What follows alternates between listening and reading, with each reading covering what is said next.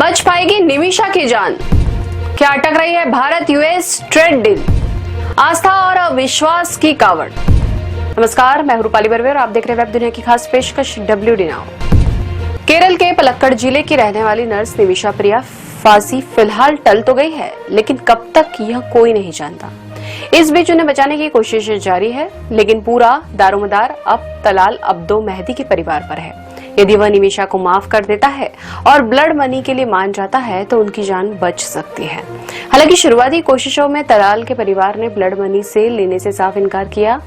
उनका मानना है कि अपराध गंभीर है, अतः निमिषा को सजाए मौत मिलनी चाहिए।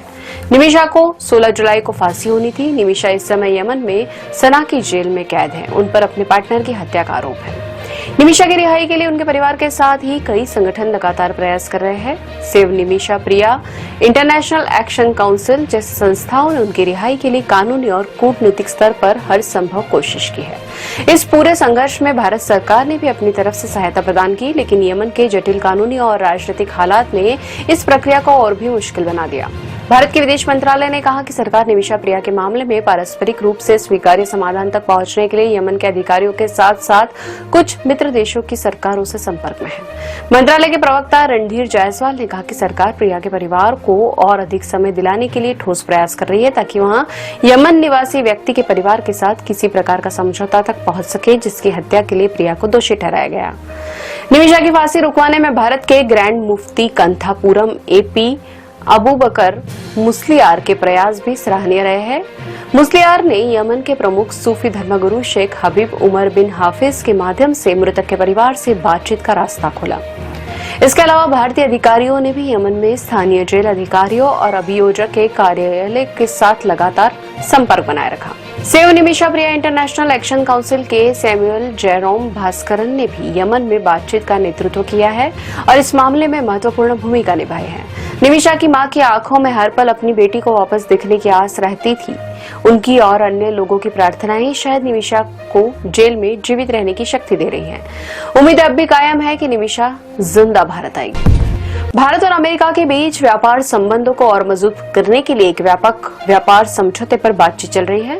हालांकि अमेरिका की कुछ मांगे ऐसी है जिन पर भारत को सख्त आपत्ति है। हालांकि भारत और अमेरिका दुनिया के दो सबसे बड़े लोकतंत्र न केवल रणनीतिक भागीदार है, बल्कि एक महत्वपूर्ण व्यापारिक संबंध भी साझा करते हैं। अमेरिका लंबे समय से भारत का सबसे बड़ा व्यापारिक भागीदार रहा है। वित्त वर्ष 2024-25 में भारत ने अमेरिका को $46.51 बिलियन का सामान निर्यात किया। दरअसल अमेरिका भारतीय बाजारों में अपने कृषि और डेयरी उत्पादों के लिए अधिक पहुंच चाहता है, जबकि भारत अपने कपड़ा और इलेक्ट्रॉनिक्स जैसे श्रम प्रधान क्षेत्रों के लिए अमेरिकी बाजार में बेहतर पहुंच की तलाश में है। भारत कृषि और डेयरी उत्पाद के क्षेत्र से अमेरिका को दूर रखना चाहता है। दरअसल इससे भारतीय किसानों को बहुत नुकसान पहुंच सकता है। डेयरी प्रोडक्ट को लेकर भारत की एक और बड़ी चिंता है, वह है अमेरिका का मांसाहारी दूध।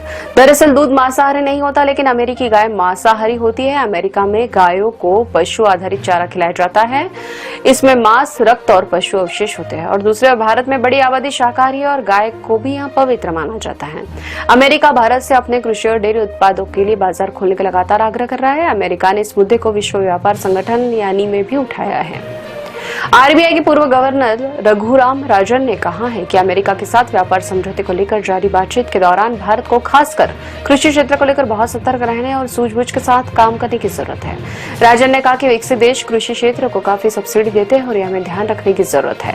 उन्होंने कहा कि भारत की आर्थिक वृद्धि दर फिलहाल 6 से 7% के दायरे में स्थिर हो गई है। हालांकि वैश्विक व्यापारिक अनिश्चितताओं के चलते इसमें थोड़ी गिरावट हो सकती है। अमेरिका के साथ जारी ट्रेड डील के बीच ही नाटो के महासचिव मार्क रुट्टे ने भारत, चीन और ब्राजील जैसे देशों को रूस से तेल आयात जारी रखने पर प्रतिबंधों की चेतावनी दी है। उनका कहना है कि यदि रूस यूक्रेन के साथ शांति वार्ता को गंभीरता से नहीं लेता है तो इन देशों को 100% तक टैरिफ का सामना करना पड़ सकता है। नाटो और पश्चिमी देशों का मानना है कि रूस से तेल आयात जारी रखने से यूक्रेन युद्ध के लिए रूस को आर्थिक मदद मिल रही है। हालांकि भारत ने नाटो की इस धमकी को सिरे से खारिज कर दिया है और अपनी ऊर्जा सुरक्षा को सर्वोच्च प्राथमिकता बताया है। वहीं भारत ने पश्चिमी देशों पर दोहरे मापदंड अपनाने का आरोप लगाया, क्योंकि कई यूरोपीय देश खुद भी रूस से बड़ी मात्रा में तेल और गैस का आयात जारी रखे हुए हैं।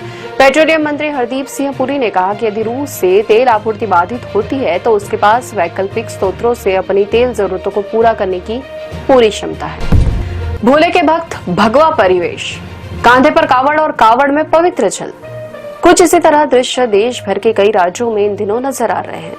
भूत भावन भगवान भोलेनाथ के भक्त गंगा, यमुना आदि से पवित्र जल भरकर अलग अलग स्थानों पर शिव जी को अर्पित करते हैं। लेकिन इन धार्मिक दृश्यों में अब हिंसा के दाग नजर आने लगे हैं। जगह जगह छोटी मोटी बातों को लेकर कावड़िए हिंसक हो रहे हैं और मारपीट पर उतारू हो रहे हैं।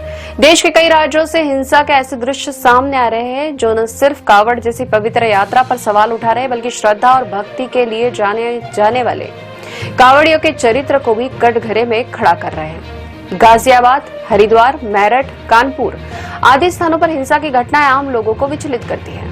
देश के कई इलाकों से बड़ी संख्या में कावड़िए उत्तर प्रदेश होकर हरिद्वार की ओर जा रहे हैं।